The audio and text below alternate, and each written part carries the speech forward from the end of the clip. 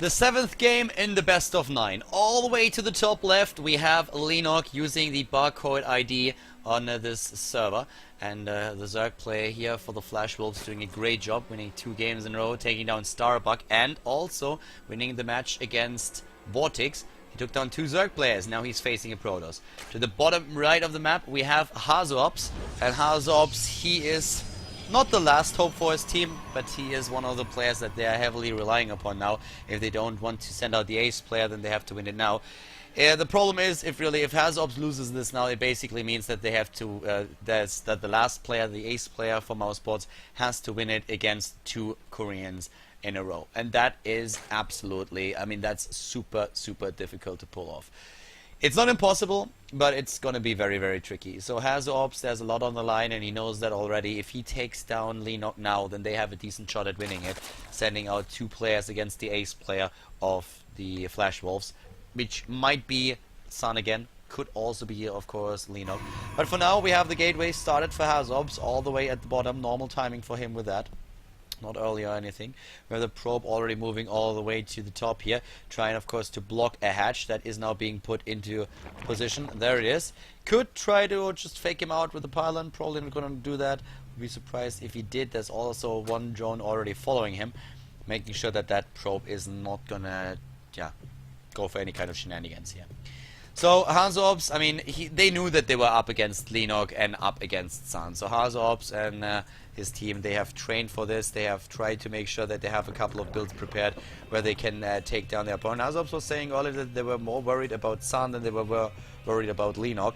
At this point, Leenock is the one giving them trouble. So, well, he might change that statement afterwards. But for now, they are just trying to somehow take on this guy, and as I said earlier, it's gonna be super difficult. In the main base, there's a spawning pool started, as you would expect. We also have now for HasuObs the expansion that he wants to take. Not yet though. We actually see the Overlord here just trying to find out what exactly is happening, and the Overlord sees that as well. No Nexus just yet, but here comes the probe now moving down, trying to get, of course, the base for HasuObs up as well. No gas taken for Leenock just yet. That's the most important part for Hasu. And he also, of course, wants to see if there's an attempt to take another base, a 3rd one already early in this game. Usually you see that a lot often between, well, let's say 4 minutes and 4:20, but we have no drone. 1 drone is being sent out. So indeed, it is going to be the 3rd base attempt. We have HasuObs with the mothership core. We see for him as well the Nexus now started all the way to the bottom right.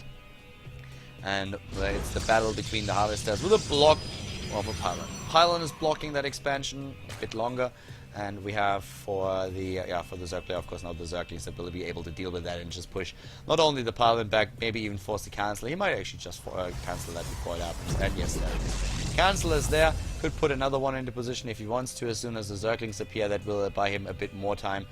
But the links are already there, and the probe is just like running away and saying like, alright, I got the message. I probably should move out there. Nice jukes. Apparently HasuObs has nothing else to do because this probe is going to die. This probe is not going to survive, I'm sorry. Only 5 hit points, and you all know what that means. It's gonna be that nice little explosion that we see there. That puff of space smoke that we see there. Another 2 gateways, a gateway and a forge are being built, so it's going to be a forge for him as the Nexus in position 2. Harvesters for Leenock, nothing else, just droning it up. We have 4 Zerglings, that's all that he has. The Overlord is scouting everything that's happening in the main base, so he also knows that there's currently no Chrono Boost here, that there's no Warp Gate ready, that there's only Forge and Gateway, there's no Double Gateway, there's no 4th Gateway. No aggression that he has to be afraid of. He needs to be just careful that he doesn't miss anything that HasuObs does. But if he keeps the scouting up like this, then he should be in a very good position against what's going on. We have now the Stargate started, and HasuObs tech is not revealed to the Zerg player. Doesn't know about what's going on, but he suspects it, and that's why we have Spore Crawlers now built at the mineral line in the main base, and also the mineral line at the natural, as you can see there. So double Spore Crawler for him, plus 1 attack upgrade has been started too. 3rd base completed for Leenock, so 3 base Zerg player with another Spore Crawler building, even before HasuObs has his own Stargate completed. The harvester count is in favor of Leenock, as you can see, with 43 against 34. This early in the game, not really a surprise. Zerglings scouting everywhere. nowhere if there's a proxy Stargate. Apparently he was not quite sure if HasuObs might have used another probe on the minimap to simply scout, but the Overlord sees in the end that there is indeed a Stargate in the main base with an Oracle being produced. The Overlord has to pay for that information with its life. It's gladly to surrender its life for Kerrigan. But yeah, double queen now, also at the third base. And Leenock is most likely not going to lose too much to an Oracle here, because queens are in decent positions. We have the Spore Crawler as well, didn't skip on that. We have Illusion Chambers being built in the main base now for the double upgrades, whereas HasuObs is of course relying on his Chrono Boost and the Forge to get his own upgrades out. Oracle is not even moving cross-map now. And apparently, HasuObs is not getting too much else out of that Stargate just yet. We have more Zerglings for Leenock, just trying to prepare for potential aggression of his opponent. The +1/+1 started. Could see Ultralists in the late game here. Definitely a tech that a lot of Zerg players will prefer on this map. But yeah, let's check that out. We have... Well, right now actually we have like more and more Harvesters just built for Leenock, and he's not afraid of this Oracle at all, like not at all. We currently see the Zerglings moving in all the way at the bottom here, and yeah, they have to retreat because that's not going to happen against the force fields. Killing that Forge, I mean, yeah, he can make that work, but that +1 upgrade is definitely going to happen. Yes, there it is. So he's not able to cancel that, but he can move back down once again, and yeah. I mean, he's just trying. He's trying to harass a bit, he's trying to do some damage. He won't be able to make it work against the Oracle here. He's just occupying his opponent. Leenock is, of course, happy if he can just rely on his economy here for now. Get those Zerglings in once again. The one thing that really works for the Zerg player, if he relies on Zerglings, is that he's very mobile on the map. Can just make run-bys work. Every single time the Protoss player is moving out, there will be a few Zerglings trying to aim for the natural at the main base. And HasuObs is actually going for Sky Toss. He's going for a Sky Toss build with 2 additional Stargates being produced now. Didn't really expect him to do that, but well, let's see if that works. If Leenock would go for a Roach Hydra push, he would probably not, but with Zerglings alone, at the beginning he should be fine with his defense, relying on cannons, force fields, and Mothership Core for the Photon Overcharge. So the Lings are still trying to damage the wall, but yeah, Leenock can't do anything about this. He's going into the Spire now instead, and if he commits, this is a pretty good Mutalisk map. If he commits to Mutalisks, then HasuObs is going to have a field day, because having 3 Stargates, you can, if you have the economy, and he certainly does have the economy, you are going to have a very, very good time against the opponent there.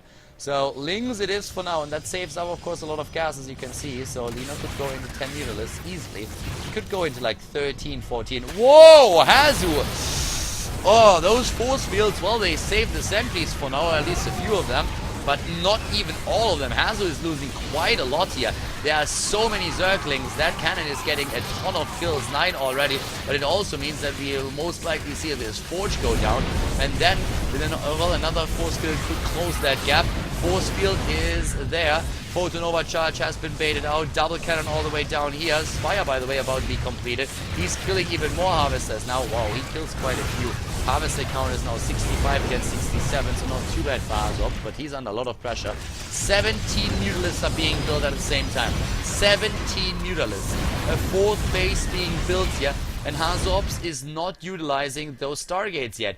19 Mutalisks. Yes, he has 3 Stargates, and that has been spotted by Leenock, and Leenock is looking at these, is like, you know what, dude? I don't give a shit.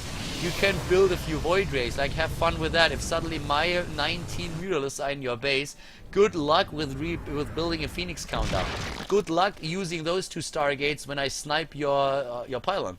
This is just not gonna happen, and Void Rays alone are shit against Mutalisks. Lings running in again. Those boys have still not been spotted. The Zerglings are here, forcing the units to the left, and oh god, when those Mutalisks hit, HasuObs is gonna be in so much pain. The Mutalisks are moving in, the Void Ray goes down, the pylon is annihilated, another Void Ray is of course falling victim as well, and the GG is called as Leenock takes down the 3rd opponent in a row, wins it against HasuObs, takes the lead for the FlashWolves, and forces out the ace player of MouseSports.